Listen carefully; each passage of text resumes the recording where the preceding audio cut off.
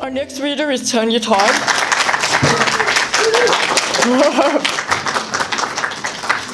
Her fiction explores the infinite hues of what drives us all, relationships and desires. She serves as Henderson Writers Group's education chair and coordinates the Dime Grinds events, a program that exposes local authors to the public via coffeehouse readings. Lack of diversity in literature inspired Tonya's stories. As a reader, she's yet to discover a satisfying narrative of mixed-race characters or interracial couples. As an author, she aims to change that. Tonya will read an excerpt from Putting in the Mix, a chapter from Dark Beacon.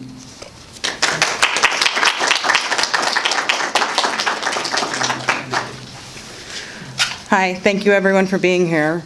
My story, Dark Beacon, is a tale of a biracial beauty who was left for a younger woman by her husband, and she is completely done with romance.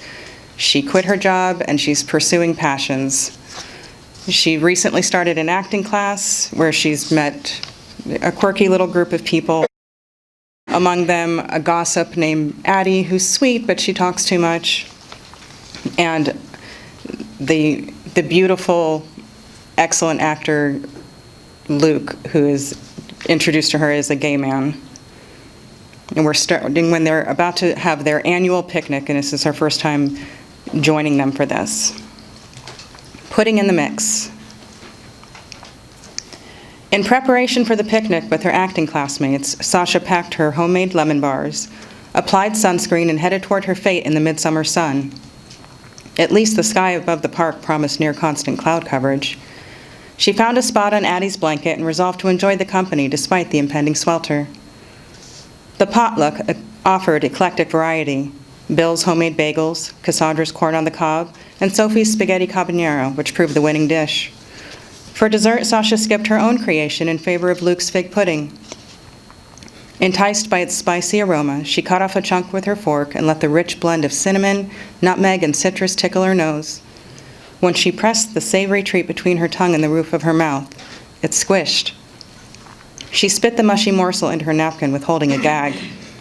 "Geez, is it that bad?" Joy asked in her boisterous whisper. "Here, gimme." Sasha peeked at Luke, who, judging by his injured expression, heard the gist. She handed her plate to Joy and shrank to hide within the whirlwind of Addie-led conversation. Robert shuffled over to Addie's blanket. "Afternoon, Miss Sasha. Care to join me for a stroll?" A hush fell over the women. Sasha stood. She smoothed her sundress over her legs and searched the fabric for the kindest refusal. "Apologies, mate." Luke startled her from behind. "She's promised to me." He stepped beside Sasha, jutting his elbow toward her. "The least she can do after snubbing my mom's recipe." With an apologetic glance at Robert, she slipped her hand in the crook of Luke's elbow, hoping to learn the reason for his rescue. They walked in silence until they reached a trail surrounding the pond where he answered her unspoken question. "You needed a save." His purr-like accent pleased more up close and from the distance of the stage, each syllable titillating more than the last. "It's obvious he fancies you." She gasped, but quickly morphed the intake of breath to an outward giggle. "I'm sorry." To hide her smile, she turned from his eye. "About the pudding." He affected a posh British staccato. "I suppose you don't have the sophisticated English tongue necessary to appreciate such a dish." Hand pressed to her tickled breast, she tried to mask her delight. "I'm afraid not." Sasha absorbed Luke's playful, warm tones while they conversed along the gravel path. Arms linked, he led them to a bank near the pond where they observed the wildlife. Peeking sun glimmered off a drake's iridescent feathers as he converged on a female. A chase ensued. 2 ducks darting across the surface in a game of courtship. His lady swam just out of reach, then paused for him to catch her. They came ashore and the pattern extended on land, him trailing behind on foot, her rummaging through the petals and fleeing the moment he pounced on her dark feathers. "He's smitten," Luke said. "Well," Sasha said, turning back to the pond, "I don't think she appreciates it." A ray of sun lanced through the billowy clouds and spotlighted Luke. Sasha admired his beauty mirrored on the water until a light breeze rippled his image. When the water stilled, he addressed her reflection. "So lovely." She waded out of her reverie, turned from the pond, and braved the power of his magnetic smile to look on him directly. "I'm new to this park," he said. "It's lovely." Sasha drank in the contrast of his alabaster skin against his wave of inky curls. She removed her sunglasses to examine his unique features, but could not pull her gaze from the brilliant blue eyes that danced over her face. "How long have you been here?" "About an hour." Sasha withheld a sigh and glared at him. "Your city or the States?" he asked. "Vegas. A year, this October." "And America?" "The same." With an impish grin, he turned away and steered her back to the path. She released his arm. "If the answer's the same, why make me clarify?" "I learned your intent." He proffered his arm again, threatening to halt their stroll until she accepted. Details are telling. She reached in to oblige him, hiding her smirk. He secured her hand with his, and they resumed their turn about the park. "You look happier since your first night," he said. "Hope you're keen on sticking with the class. It suits you." "I've enjoyed making new friends, free of her old life." "And being on stage," he added. "That too." He stopped for a gaggle of geese that waddled across their path. "Pardon my asking, darling, but I understand you've recently split with your husband." Her shoulders tensed. She squeezed below his bicep, resisting the impulse to withdraw. "Addie?" "Afraid so." Luke's apologetic smile soothed her annoyance. Some. "Not that it's anyone's business, but yes, last month." "Is that why you dodged Robert's kiss the other night? It's too soon?" She covered her mouth with her free hand. "You saw that?" "We all did." Sasha pulled free, stepped away, and pressed both hands over her stomach. "That isn't why."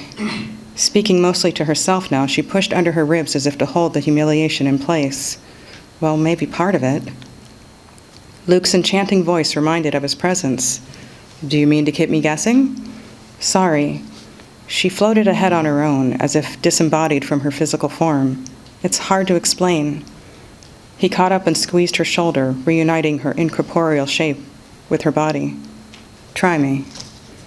Sasha twisted a strand of curls around her finger. "My marriage is over, but I can't kiss someone new." "Any reason?" His warm smile pledged security. The genuine concern in his sapphire eyes put her at ease. "I still feel unavailable." Luke slowed as they neared a group of children playing catch. "It'll pass." "You think so?" "In time." He nodded his assurance. "You'll see." Sasha checked the picnic, now at a distance. Had they been within earshot of their fellow thespians, she wouldn't have disclosed so much. "Let's head back." Luke lifted his arm in weight of her grasp. Her fingers tiptoed to their destination, but in the end accepted their place around his firm, slender limb. "How long have you been with Broadway Basics?" "Several months. I tried another school for a bit. As it happens, this worked better for me." "How so?" His eyes flickered and he slivered a grin. "Amazing mates." "Even Cassandra?" Had she asked that aloud? "Cassie adores me." "Not surprising. Must be your charming accent." "You like it?" He cocked his head, one brow raised in inquiry. She tempered her exuberance. "It's perfect for the stage." "But," he growled as if to challenge her repression, "being seasoned with the gracious voice obscures the show of evil." Her breath hitched with each lilt of Luke's tongue. The bard, delivered with flawless perfection.